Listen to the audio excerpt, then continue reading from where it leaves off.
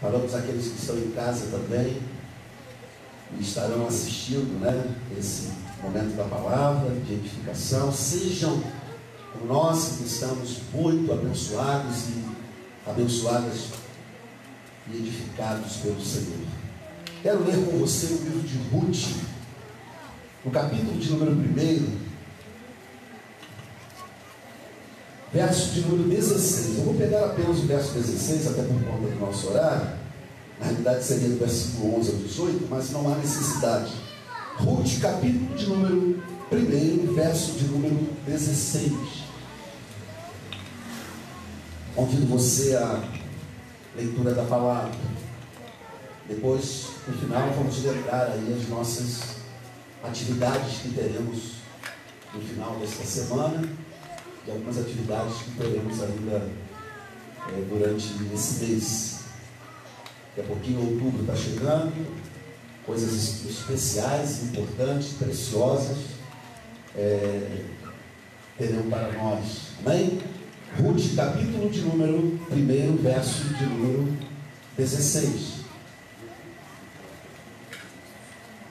A palavra do Senhor diz assim. Acharam, queridos? Amém? Amém. Graças a Deus. Diz assim a palavra do Senhor. Disse, porém, Ruth: não me instes para que te deixe e me afaste de ao pé de ti, porque aonde quer que tu fores, irei eu, e aonde quer que pousares à noite, ali pousarei eu. O teu povo é o meu povo, o teu Deus é o meu Deus. Amém, amados? Graças a Deus. Eu quero olhar um pouquinho essa célebre expressão, uma outra perspectiva com você nessa noite, dentre tantas outras que você já escutou, que você já ouviu pregações e já fora edificado. Pode assentar, muito obrigado. Pode assentar aí.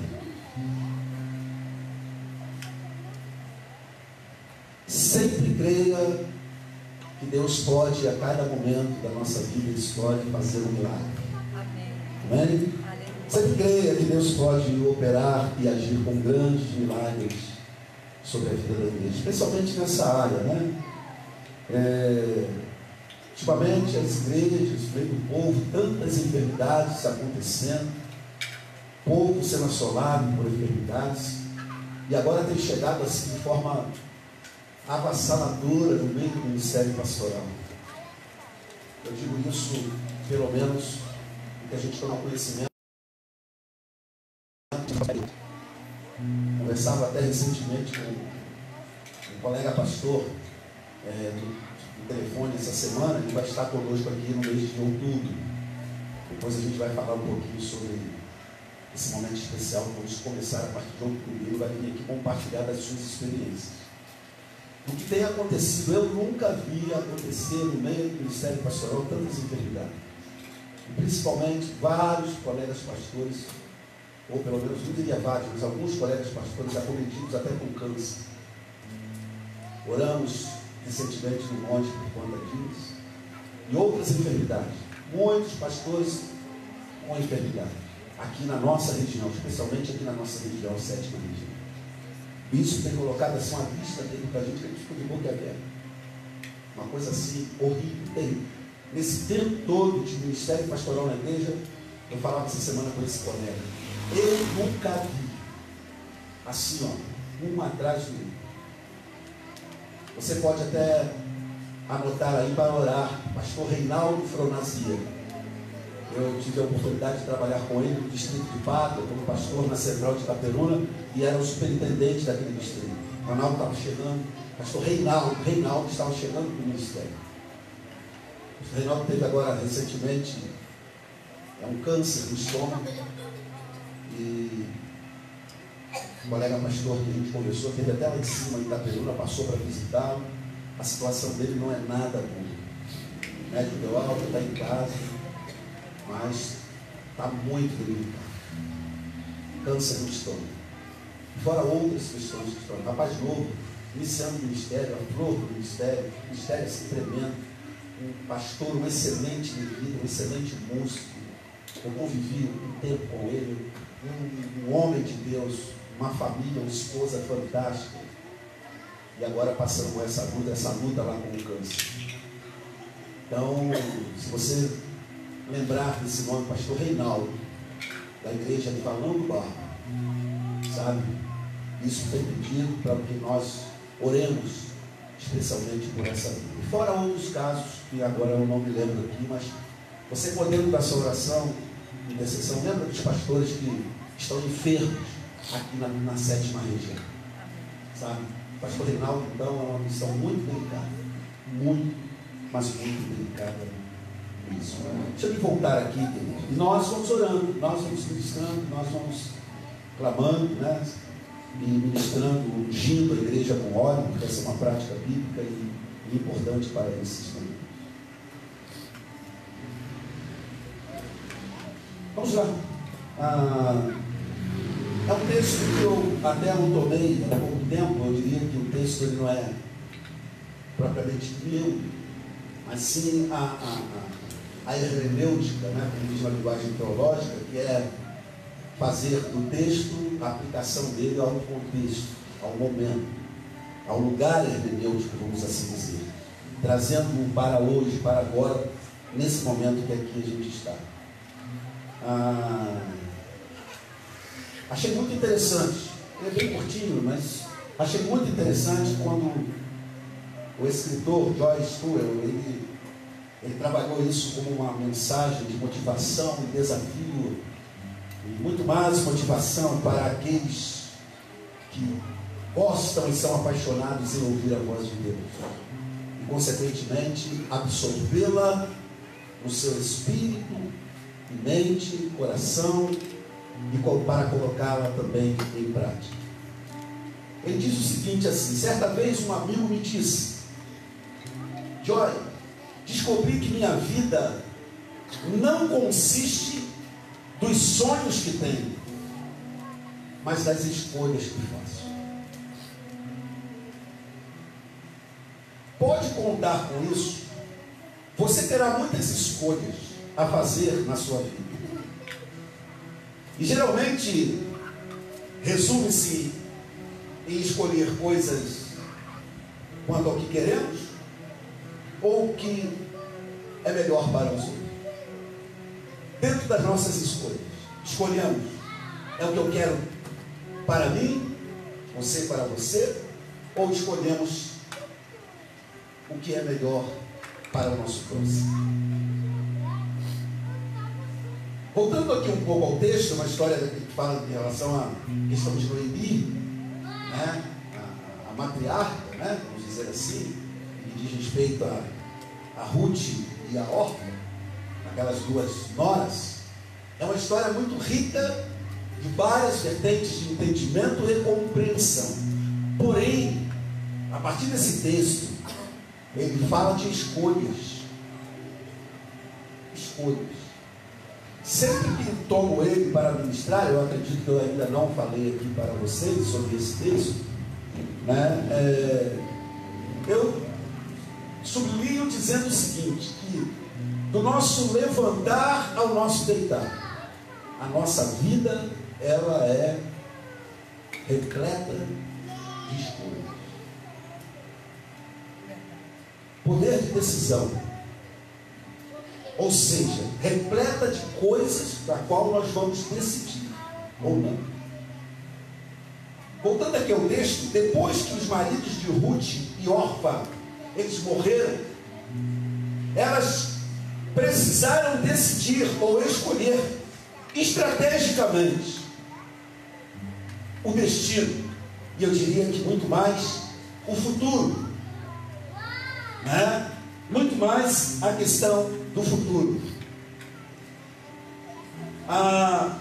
Noemi, a sogra de ambas, lhes disse que elas deveriam voltar para a sua parentela, ou seja, voltar para a casa do pai, né? A sogra não queria que as noras sentissem qualquer obrigação para com ela, apesar da sua perda ter sido muito maior por os seus filhos. Noemi havia perdido seu marido e os seus 2 filhos. E essas 2 noras, viúvona, já com uma idade já avançada, e essas 2 noras ficaram também viúvas, e elas tinham uma decisão a tomar. A primeira, possivelmente, seria justamente essa, que a própria sogra falou para ela: volte para a casa dos seus pais, de vocês, volte para a parentela, lá vocês estarão bem seguras, estarão bem supridas, de lá um dia vocês saíram, e agora tem um motivo justo, real, para isso. Não estão voltando por separação, não estão voltando por, na nossa linguagem hoje, por divórcio, não, ficaram viúvos, e precisam de quem cuide de vocês. Nossa vida é regida por escolhas, por decisões do dia a dia. Amém. Como eu disse a você, não sei se você já se deu conta disso, do nosso levantar ao nosso deitar, nossa vida ela é regida por escolhas, por tomada de decisões. De ir, de vir, de ficar ou não, do que fazer nas tarefas do dia a dia, do que é prioridade e do que não é prioridade, do que é urgente e do que é urgente é urgentíssimo. Nossa vida é regida por muitas decisões do dia a dia, de fazer o bem ou de não fazer o bem. Enfim, são muitas escolhas que nós fazemos no nosso dia a dia. Isso é o poder de decisão que eu e você que nós temos.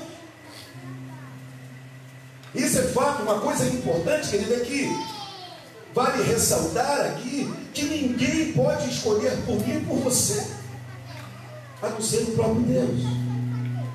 As escolhas que eu faço aqui nesse mundo, querido, em relação às pessoas, sou eu que decido, mas as escolhas ou as decisões que eu tomo aqui nesse mundo, aí que é a questão importante, que eu vejo que é uma questão importante, deve ser sobre o conselho de Deus. Deve ser sobre o conselho de Deus. Noemi disse para as noras: olha, vá para a casa do pai de vocês, mas elas não quiseram, elas preferiram estar e ficar com ela. Foi uma decisão que elas tiveram que tomar naquele momento, e foi a melhor decisão que elas tomaram. Deus, Ele nos orienta, Ele nos instrui, Ele nos dá a sua palavra, para que sobre a sua palavra, que sobre a sua palavra, né, lá em cima e nós embaixo, sobre a tua palavra nós podemos decidir conforme o conselho de Deus. As nossas escolhas precisam estar pautadas naquilo que Deus nos diz para fazer. Isso demanda intimidade, isso demanda busca, para isso demanda vida de oração, para isso demanda caminhar e andar com Deus. Intimidade. Hoje eu ministrava até a irmã, né, que a gente orou aqui, que eu trouxe uma forma especial para o pedido dela, eu dei uma palavra para ela sobre isso, que a questão de ouvir a voz de Deus, isso é uma consequência da intimidade que nós temos com Ele. Porque só os íntimos conseguem ouvir a voz de Deus através do Espírito Santo ministrado a nós quando lemos uma palavra ou através de alguma situação ou circunstância. Só quem tem intimidade com Deus que consegue ouvir a voz de Deus. Eu falava isso para ela, que ela consegue, né? Se ela conseguir Deus, ouvir Deus falando comigo sobre essa circunstância, eu falei amém. Quais são as escolhas e as decisões que nós fizemos no dia de hoje? Foram as melhores? Possíveis.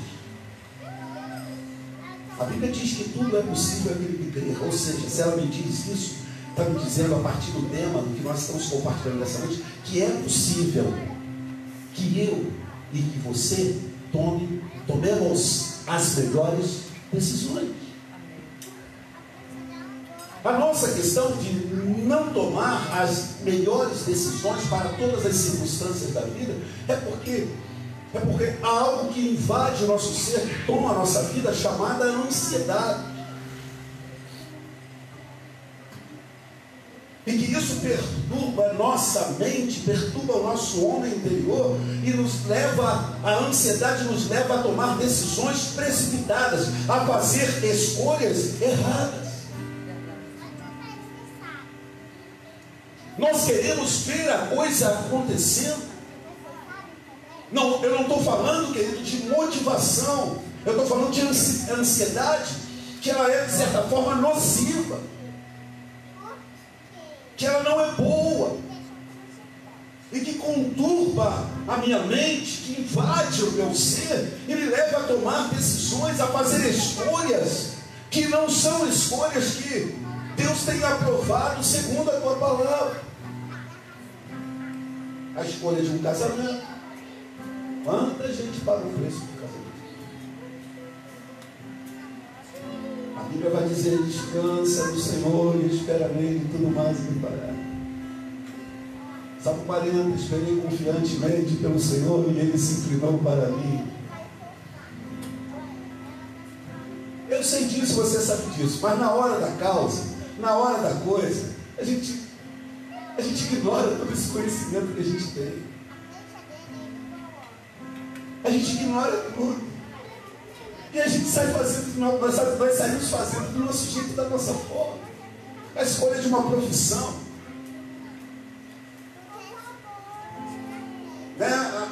Enfim, são várias questões. A escolha de abrir um negócio, um comércio, sei lá, o que for nessa área aí de busca de recursos. São muitas escolhas que nós temos na nossa vida. Ou fazemos. E quando nós nos voltamos para Deus e nos descansamos e nos submetemos à sua palavra, querido, a coisa não tem como dar errado.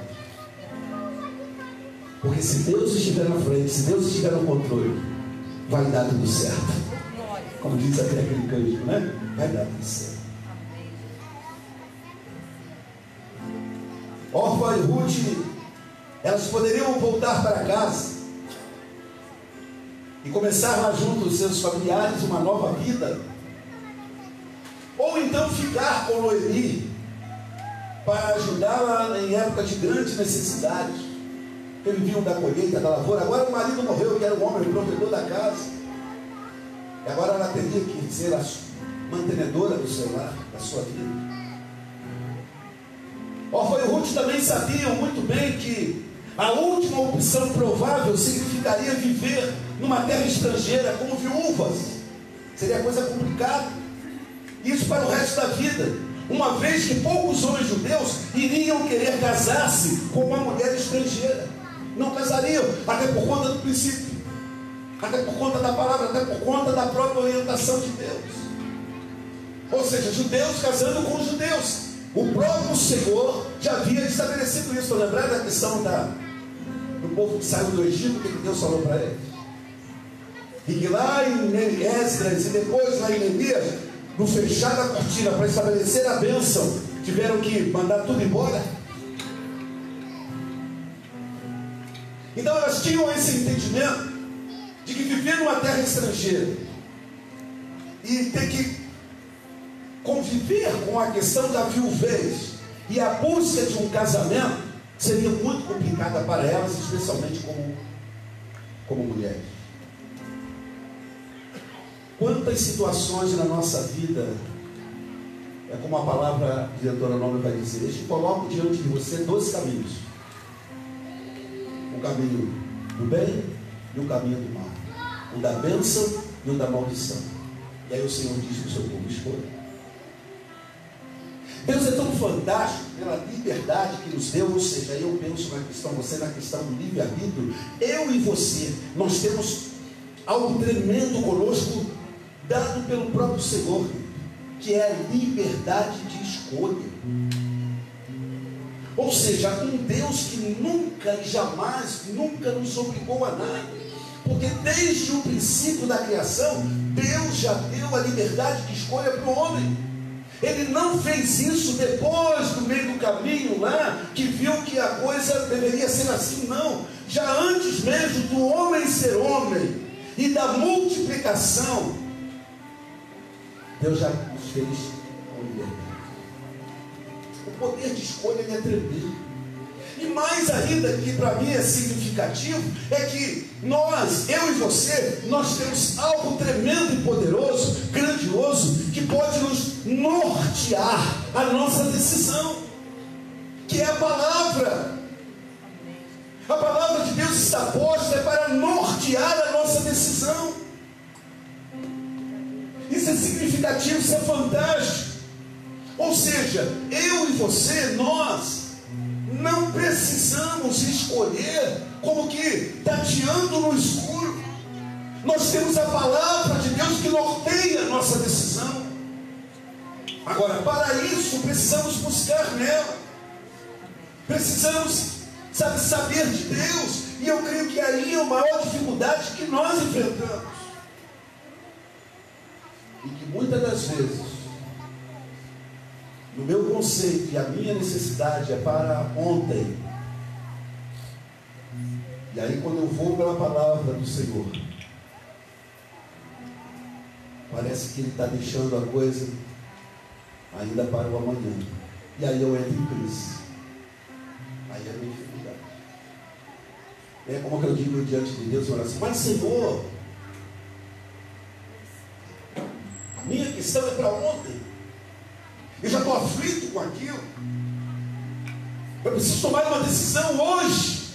Mas Deus é Deus, Ele é soberano. A palavra, por isso que eu digo que a palavra me norteia a minha vida. Ela está posta para nortear a nossa vida e nos dar a paz, a tranquilidade, a certeza, para nós tomarmos a melhor decisão possível e até impossível.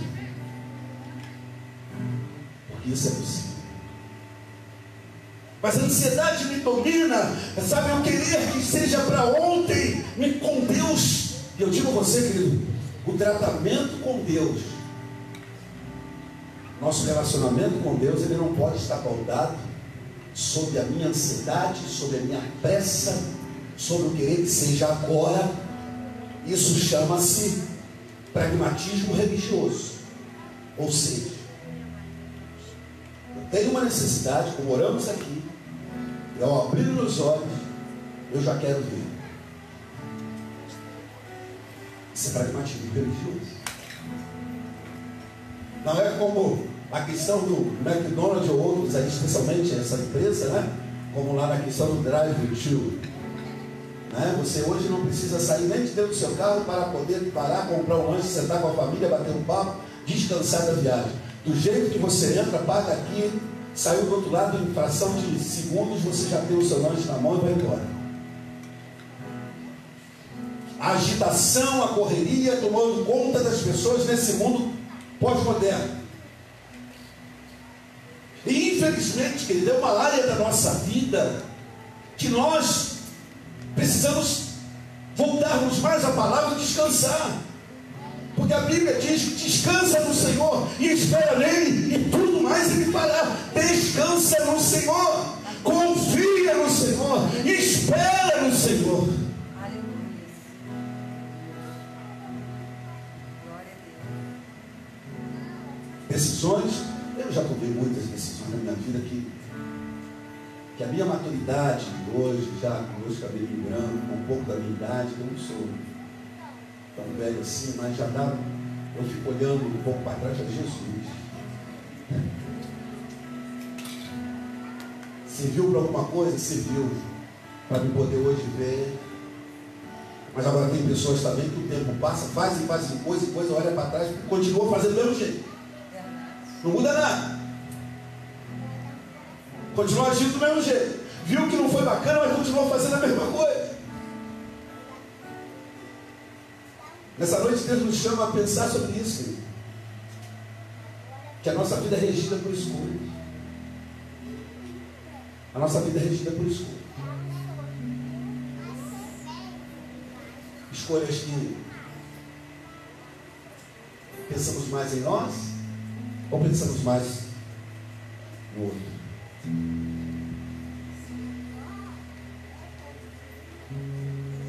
Eu acredito que Ruth e Orfa, elas tinham algo de um amor muito grandioso. Obviamente também, quem sabe, pautado na dificuldade que seria viver numa terra estrangeira, mas elas tinham uma paixão muito grande, um amor muito grande por aquela sogra. Queria estar perto dela, como mais novas, para proteger, para cuidar também. Ou seja, eu entendo que a escolha dela foi pensando no outro. Mesmo sabendo que viveria o resto da vida numa terra como estrangeira, ou seja, numa terra, numa nação que não era delas. Mas ela pensou na outra pessoa.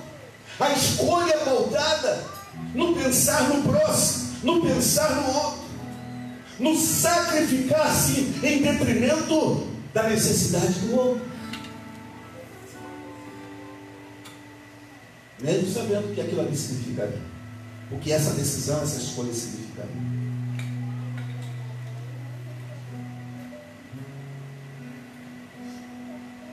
Diante do que ela vai dizer no texto,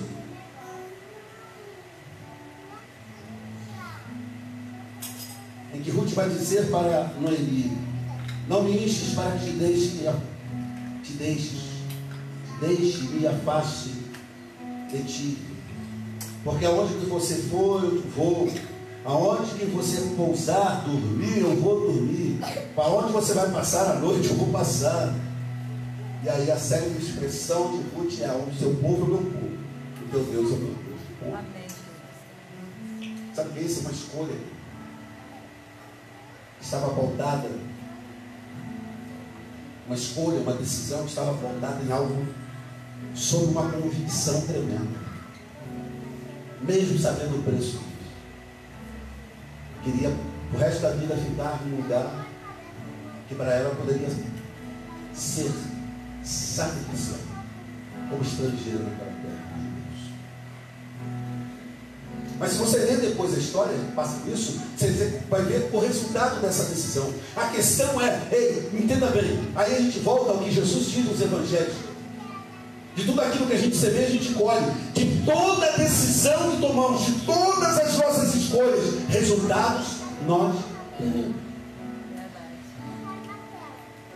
Minhas escolhas são, com as minhas escolhas ou com as escolhas que eu faço, eu estou fazendo semeadura.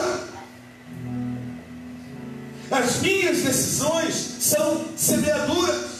E a Bíblia nos diz nos evangelhos, Jesus falou: de tudo que o homem semear, disso daí vai ceifar. Volto a dizer, a palavra de Deus é aquela que foi posta para nós, para nortear a nossa vida, para ser, como ela mesmo refere-se a ela, a única regra de fé e prática. Ou seja, a Bíblia está posta para mim, foi-me dada a conhecer, para que fosse aquela que viria a reger toda a nossa vida. Mas é um momento, como eu digo, eu me perco. Uma bênção, especialmente no que tange a questão das ansiedades, de uma visão que às vezes nós temos um pouco míope da palavra, da vontade de Deus, meio torcida, embaçada. Eu não consigo. A minha ansiedade, a minha preocupação, o meu querer, quando falo sobre isso, não é que às vezes não tenhamos muita razão, motivo para isso, porque a coisa às vezes assola uma enfermidade, um problema grave, uma crise profunda, um casamento conjugal, um filho, uma filha nas drogas, enfim, ou em outra forma de viver, para o qual nós não projetamos, não queremos, não geramos. Isso marca, isso dói, isso causa tristeza profunda, isso gera preocupações, isso gera ansiedade para a mudança da situação e solução do problema. Porém, Também nós que temos o conhecimento do Senhor, somos filhos e filhas de Deus, somos discípulos de Cristo, com Ele nós aprendemos. Nós temos que buscar a cada dia superar, caminhar, andar com Deus, depender da dependência do Espírito Santo, no conhecimento da palavra, entendendo que ela está aqui para pautar a nossa vida, balizar a nossa vida e nos conduzir a caminhos, os caminhos eternos da parte de Deus.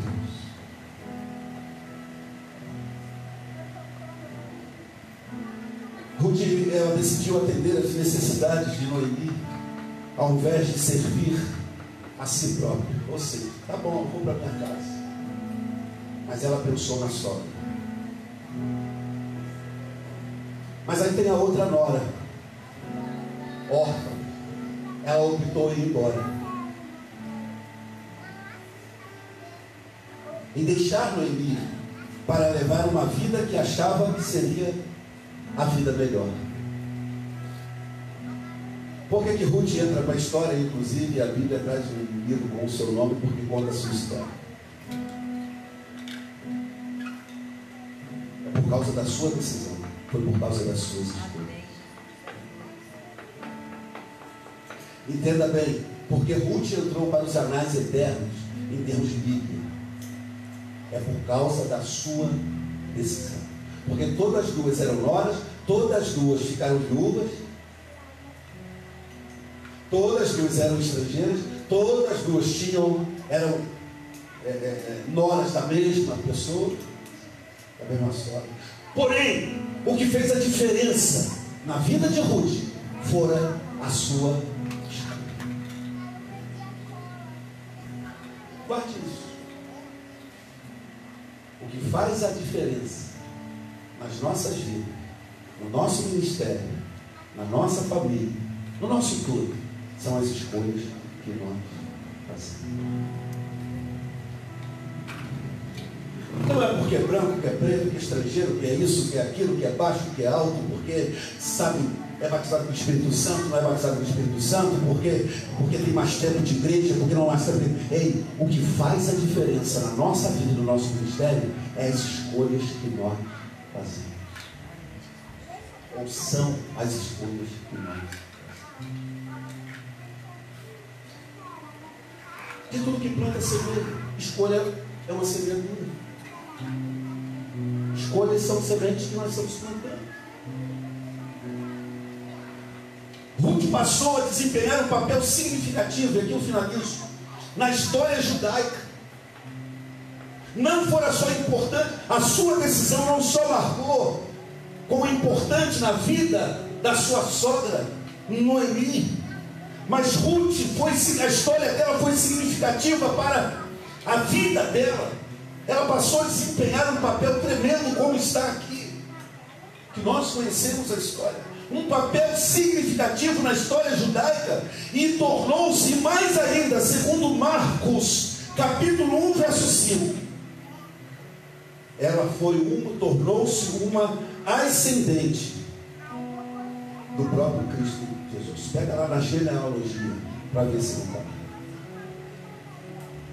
Pega a genealogia de Cristo, se ela não está lá. Marcos 1,5. Olha só, uma estrangeira, não judia. O que fez isso fora a decisão que lá atrás, quando diante dela fora colocada, ela tomou. Quando ela vai dizer, sobretudo, eu estou contigo, a linguagem nossa seria o seguinte: eu estou contigo para o que der e vier. Nosso popular seria justamente isso. Eu estou contigo, minha irmã, minha sogra, para o que der e vier. Independente de eu ser estrangeira nessa terra, eu estou contigo para o que der e vier. E mais, o teu povo é o meu povo. Vou amá-lo, vou respeitá-lo, enfim, vamos viver como sendo uma judia.